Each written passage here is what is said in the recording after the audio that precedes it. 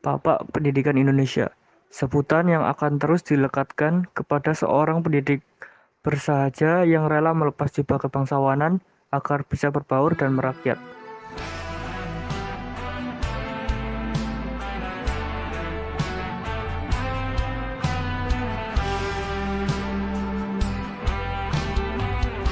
Ialah Ki Hajar Dewantoro. Tapi jarang kita tahu, sebelum menggagas filosofi pendidikan kita, beliau memulai langkahnya sebagai seorang aktivis, pejuang, dan wartawan cerdas dan tajam dalam mengkritik sejarah. Terlahir di keluarga bangsawan dengan nama Raden Mas Suwardi Surjaningrat. Ia lahir dengan tubuh yang sedikit berbeda, sampai-sampai sang ayah memberinya nama pena yang lucu buatnya. Namun menurut sahabat sang ayah, bentuk fisik inilah yang menandakan sang bayi yang akan berpengaruh besar nantinya. Sebagai seorang bangsawan muda, Suwardi kecil yang memiliki istimewa yang tidak dimiliki anak lainnya. Lalu di masa remaja, beliau pun mendapatkan kesempatan untuk bersekolah dokter di Batavia secara cuma-cuma.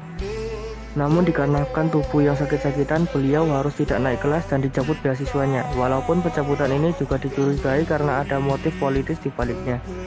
Tapi gagal menjadi dokter tidak lantas membuatnya hilang arah, malah ia menemukan kekuatan baru dengan senjata kertas dan pena.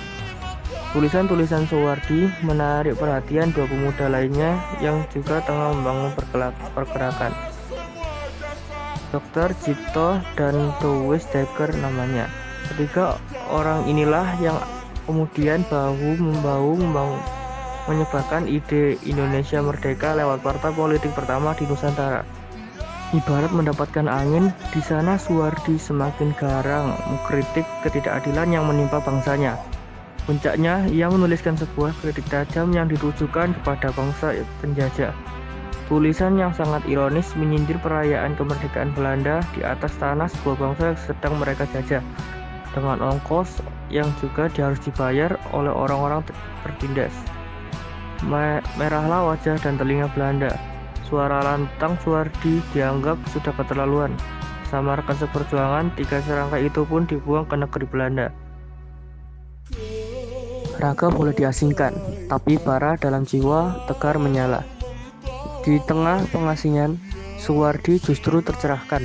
Ia mengenal gagasan pendidikan dari tokoh-tokoh besar yang ide-idenya kelak membawanya ke arena juang yang sama. Kembali ke tanah air, jalan terjal masih dihadapinya. Suwardi lagi-lagi harus berhadapan dengan pihak pemerintah kolonial. Celakanya, kali ini ia harus sampai mendekam di penjara. Tapi di balik jeruji, hatinya gelisah mendengar kabar sang istri yang mengalami pendarahan parah sehabis melahirkan anak ketiga. Lalu disinilah titik balik itu. Pada satu kesempatan, sang istri mengingatkan Suwardi tentang janjinya kepada sang guru agar mau mendidik kaumnya yang masih tertindas. Bagai mendapat ilham, Suwardi pun segera bersiap lahir menjadi sosok yang baru. Ya, ketika bebas, ia lekas mendirikan sebuah sekolah, taman siswa namanya. Sebuah cara perjuangan yang ia pilih untuk memperkuat rakyat dengan senjata terhebat, pendidikan. Ia juga menanggalkan nama kelahirannya, menggantinya dengan nama panggilan yang setara, Ki Hajar Dewantoro. Mimpinya sangat besar dan melampaui zaman. Cita-cita untuk meraih kemerdekaan bukan hanya merdeka dari penjajahan bangsa-bangsa, tapi juga kebodohan yang memenjara. Inilah sumbangsih terbesar yang membuatnya dikenal sebagai Bapak Indonesia kelak. Perjuangan melawan penjajah tidak melulu dengan senjata. Kisah dari seorang dokter rakyat membela kaumnya dengan cuma-cuma. Juru ketik yang rajin mengkritik ataupun seorang pendidik yang rela turun dan meninggalkan zona nyaman. Menyadarkan kita kalau perjuangan itu adalah tentang memiliki ide dan mimpi yang besar. Butuh 3 dekade bagi 3 serangkai sampai cita-cita kemerdekaan dinikmati oleh kita semua hingga hari ini.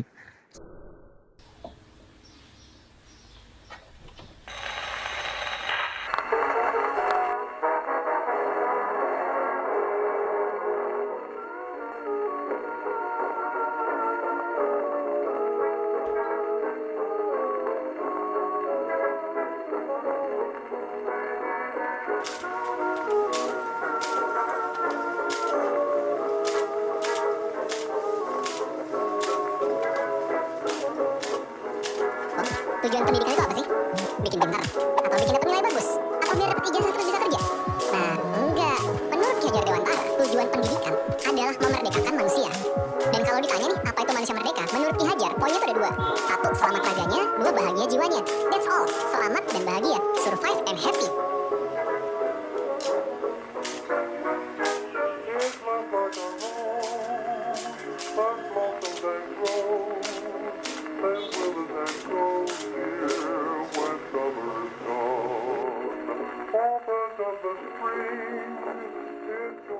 Sesekali kenalannya di belakang, biar agak unik. Kenalin, saya Ilham absen 14 dan teman saya Raki absen 16.